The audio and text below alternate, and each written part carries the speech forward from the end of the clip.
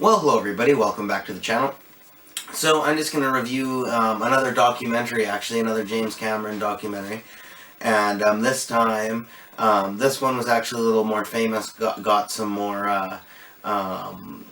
it was a lot more heavily known at the time, specifically due to the fact that it was shot in 3D, and I'm pretty sure, I don't know if it was IMAX, it might not have been IMAX, but there was some sort of, like movie theaters were doing a 3D premiere of it and stuff like that. It's called Ghosts of the Abyss, and it also details one of the dives to the Titanic wreck site.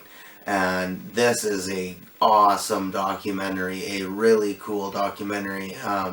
You really get to see you know, a full walkthrough pretty much of, you know, what goes on in that sort of world, and you know, all the different specialists that do all these different things on these expeditions, which is really cool how it all comes together and all that, and how they all work together, and they go down in these submersibles, and yeah, they go check out the Titanic. And another really cool thing is this documentary stars Bill Paxton. Well, there's James Cameron in it, of course, but it stars Bill Paxton and then another actor. I'm not quite sure of his name, but both of these guys are in the film, the 97 film Titanic, and they play the underwater researchers who are looking for the heart of the ocean. And they actually went down. James Cameron actually took them down in a submersible down to the Titanic. Like, they were actually there. And I know this documentary, a lot of the footage takes place in 2001, and the film came out in 97. And I mean, I watched the whole thing and I seen it, but I missed. I'm not quite sure. I just misread. I'm not sure if this was, you know, it continued, like the overall project continued into 2001, or and they filmed the movie prior to that, and then Bill Paxton and this other actor went down after the movie was completed, or if they were actually going down, and, you know, a lot of the footage you've seen was prior to 2001, you know, before the Titanic film release, and they and they were actually getting shots for the movie. I couldn't quite tell. A lot of the stuff that he says is very similar to what his character says in the movie, so I don't know if they were filming that or recording that or like doing something like dubbing the sounds, but it looks a bit different in the film. Well, not the wreck. Like, the wreck looks, you know, spot on in the film, but it looks a little bit different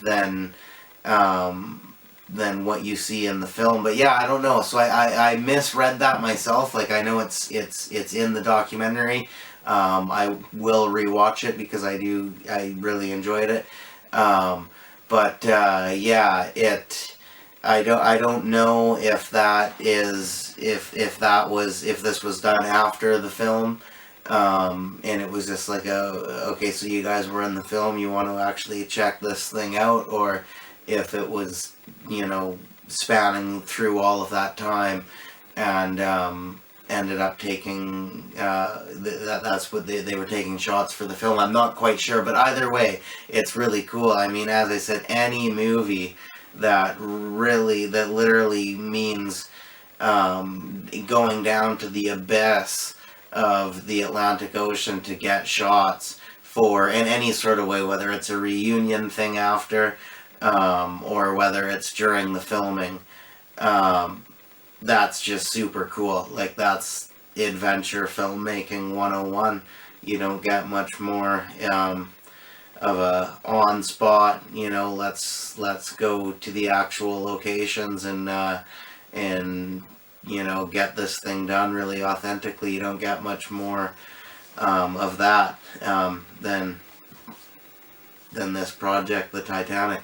So yeah, basically it's a really cool documentary. The footage is amazing. It's awesome. It was originally filmed for 3D, as I said, which in annoyance because I watched it just regularly on my TV in 2D.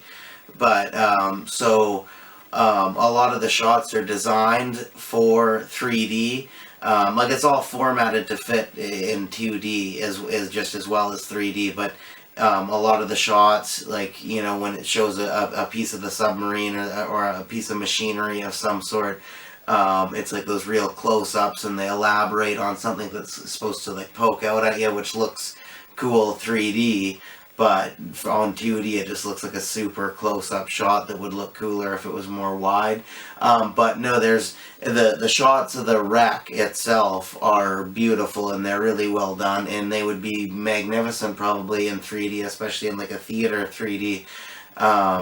But even if they weren't, just on any screen, the really, really well done cinematography of the actual wreck in all the underwater stuff that was filmed.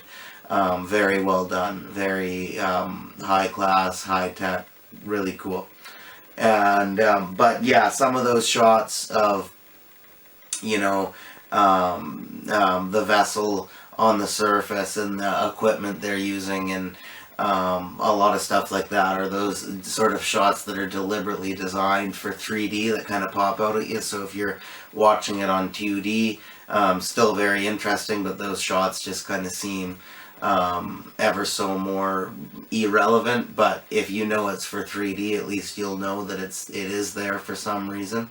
So yeah, basically, really good documentary, and really cool story, and yeah, the project definitely deserves some shout out and some respect, 100%. So that's pretty much all I have to say about that. And as for grading this documentary, I think I'm going to give it an A+. Again, these documentaries are just really good. These James Cameron Titanic documentaries are really well done and really cool and interesting, and portray the situation very well. So that's my review, guys. Thank you very much for watching.